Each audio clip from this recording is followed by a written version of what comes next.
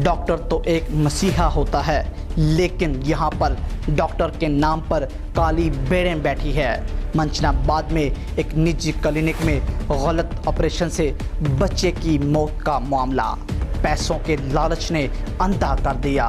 लवाहिकीन ने इल्ज़ाम लगाते हुए बताया कि एक माह कबल ही डिलीवरी ऑपरेशन कर दिया गया है, जिससे बच्चे की मौत वाक़या हो गई।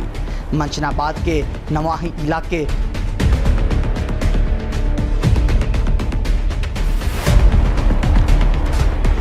मौजा बाबल वाला का रहायशी मुलाजिम हुसैन अपनी बीवी को चेक करवाने डॉक्टर इब्राहिम के पास आए तो डॉक्टर इब्राहिम ने कहा कि डिलीवरी का टाइम ओवर हो चुका है, फौरी ऑपरेशन होगा।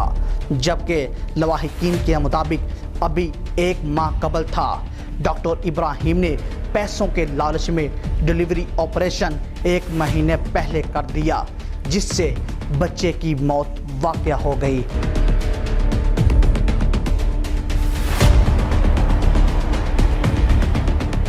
लवाहिकीन ने बाबा फरीद अस्पताल के सामने एहतजाज करते हुए डॉक्टर इब्राहिम के खिलाफ कार्रवाई करने का मुतालबा कर दिया।